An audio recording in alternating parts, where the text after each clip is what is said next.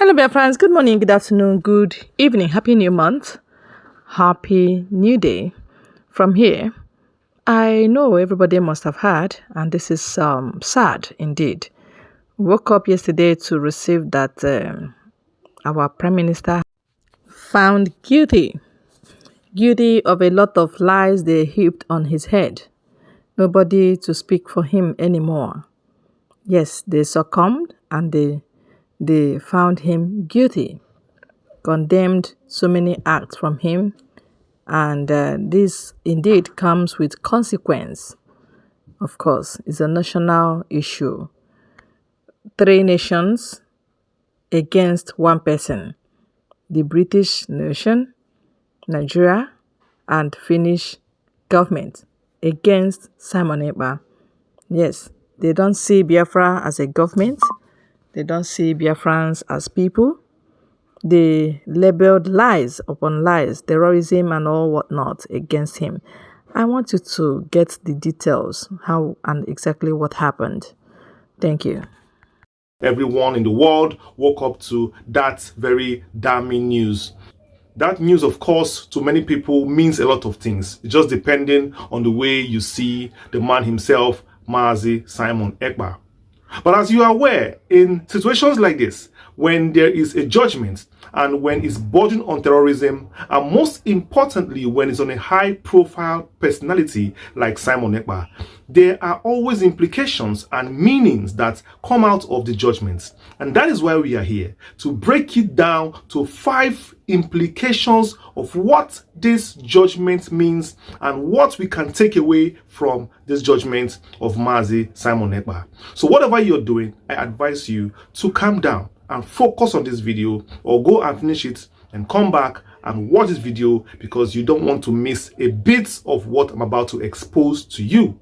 So if you're new here, please subscribe to my channel and turn on notification button that says all to get notified whenever we release a video.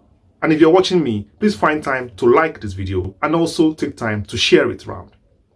Let's go.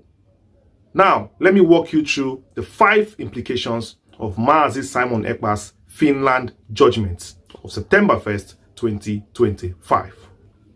Number 1. The first implication of this judgment means that Finland does not trust the administration of justice system in Nigeria. If you remember, many months ago, Nigerian government put pressure on Finland government to transfer the case down to Nigeria so that they can handle it himself, going by the way, knowing very well that most of the offenses that he was accused of was committed in southeast Nigeria as a whole. But what happened? Finland never budged. They never gave in. They decided to carry on the case on their grounds, knowing very well that it may lack jurisdiction to actually try the case. They still went ahead and tried the case, knowing very well that the major, accusations of terrorism did not actually happen in Finland itself. But as you are aware, Finland padded the case, making it terrorism, tax evasion, and one more offense, making it impossible for them to hand over the case to Nigeria. Whether it was done purposely or not, that masterstroke of building the case around not only 1 offense but 3 offenses made it almost impossible to transfer the case directly to Nigeria and try it themselves. If you ask me, I'll tell you that this is a simple case of a distrust of Nigerian justice system, knowing very well that Mazi Nnamdi Kanu has been in trial for the past 10 years in Nigeria without judgment. And in fact, he has been in 6 years in the dungeon without even proper judgment up to this day. So Finland knows very well that if they sent Ekpa to Nigeria purposely, he may never get justice. And that is why they blatantly refused to transfer the case to Nigeria. Rather, they made sure that they handle the case themselves. So number 1 takeaway is Finland's vote of no confidence on the justice system in Nigeria. Number 2 implication of this judgment. This judgment proves that Simon Ekpa was never working for Nigerian government after all, as he was accused of. Because all of you are aware that many people always have this particular word of saying that Simon Ekpa is perhaps working for the Nigerian government, and all that he's doing is just to create an insecurity in the Nigerian state as a way of making Nnamdi Kanu look bad. But this judgment has proven that what he was doing was not actually, a blackmail to the Southeast. He was actually doing what he knows how to do best.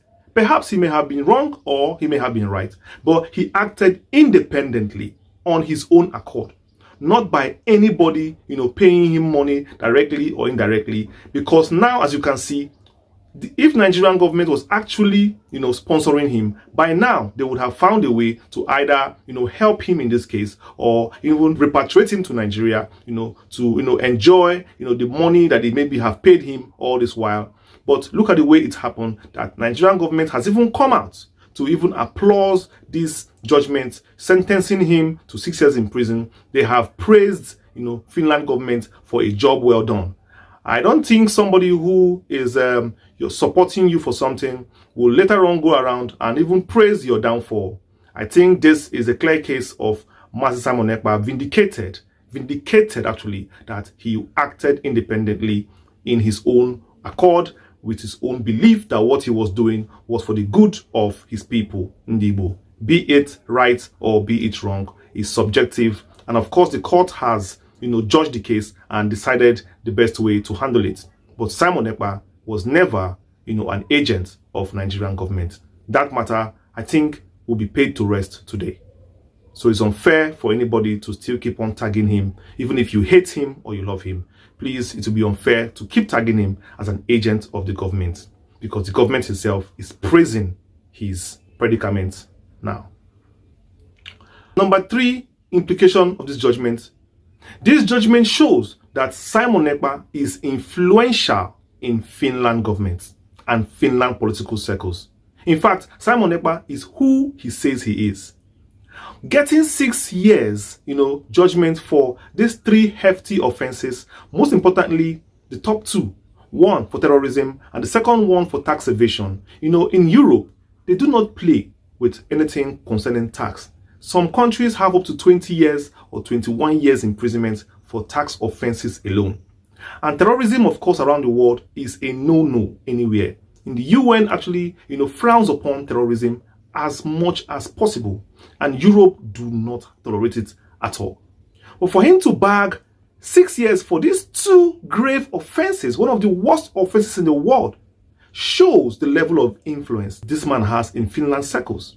So that means that Simon Ekpa is not just an ordinary person. He is actually a man of influence. And people should understand this, that this man actually is who he says he is. So this number 3 means that Simon Ekpa is a man of influence. This has just showed us that this man is influential. I bet any other person to try these offenses and go into Finland court and bag 6 years. I bet anybody that thinks he has influence should go in there. A normal person, go into Finland and see if they're going to give you 6 years. You might even rot for life imprisonment, 60 years for these offenses, knowing very well that they are grave offenses.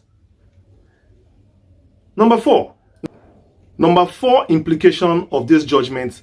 This judgment exposes the injustice going on in Mazi Nnamdi Kanu's case, because Nnamdi Kanu has spent donkey years in Nigerian court and has never gotten judgment. But this Ekpa's case started since November, and under 6-7 months has already, reached the end of the case. So this Ekpa's case has brought to light to the world the grave injustice, the witch hunt, the travesty of justice, the criminalization of justice, and the interference happening in Nigerian judicial system that can never serve justice for the people that, own the country. And this is an exposition to show that actually, when we say that Mazi Nnamdi Kanu is being witch hunted, kept for years in the dungeon without concluding his trial, and they have no excuse for it. But look at Ekpa's case. Under few months has already started and finished. This case, Ekpa's case, exposes to the world, to UN, to US, that we are living in bondage in this Nigeria. Nigeria is actually Nigerian court is a shrine of injustice, according to Mazi Nnamdi Kanu. A shrine of injustice that nobody should ever tolerate. This is exactly what Ekpa's case has taught us that Kanu is, has suffered in the hands of a wicked, system. And that is exactly why, number one, like I said, is valid, that Finland can never send Nnamdi Kanu, Simon Ekpa, to Nigeria. They never wanted to send him there because they gave him that respect he deserves and tried him in their own court, which Nigeria has never done for Nnamdi Kanu. Perhaps if Ekpa had gone to Nigeria, by now there will be no lawyer there will be no judge assigned to his case by now. He would have just been languishing in DSS custody till now. His case would never have been heard in the court. That is the country we find ourselves. Number 5 takeaway from this is simple. Simon Ekpa will be out of this prison in 3 years or less than 3 years.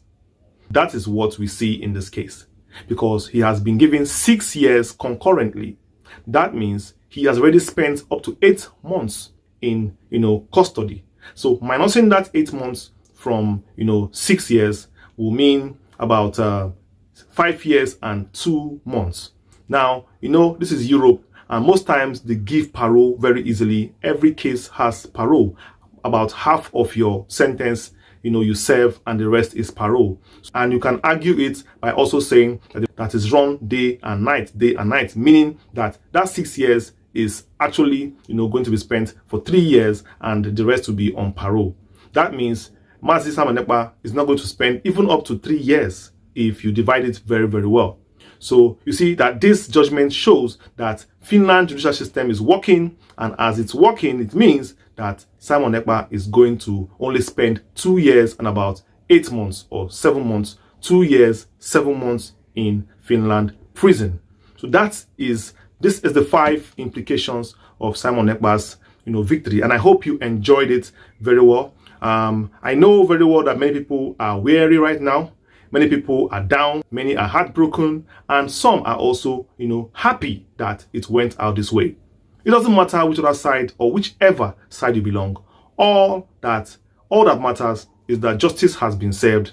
The same way we have been begging for Nigerian government to serve justice to Nnamdi Kanu, not depending on whatever they want to do, they should at least, if they have sentenced him since 2015, he would have served even 10 years of his trial by now. And of course, I know that he might be able to have walked free. After all, Nelson Mandela spent 27 years in prison. He never died. He came out and the world gathered around him. So Nnamdi Kanu is not afraid. But the main thing is the injustice and witchcraft that is going on in this case, which I don't tolerate at all. And I don't even pray for even my enemies to pass through such, a case. And it's very obvious that that is what is going on in Nnamdi Kanu's case. Somebody wrote on Twitter, that or X, that the person seemed to be mocking Simon Ekpa, saying that if he finishes these 2 years or 3 years in prison or 6 years in prison in Finland, that he's still going to come back to Nigeria. They're going to deport him to come and answer for his crimes, also in Nigeria. But I want to say it very clearly for the person to hear, and for any other person that is thinking in that direction to hear it very clearly. But I'm not going to answer that on this video. I'm going to answer that question wholeheartedly in the next video. If actually Simon Ekpa, after serving his sentence in Finland, is going to, be sent to Nigeria to serve, start afresh from a new trial for what he did, as Nigerian government will also want to have their own pound of flesh. So I'm going to be breaking it down for you both legally and otherwise, whether it is possible, so that you will understand what is going to happen after he finishes his 6 years, because some people argue, because in some countries, actually, when you commit some kind of offenses, once you finish serving sentence, they actually deport you to your mother country. But let me expose it to you in my next video.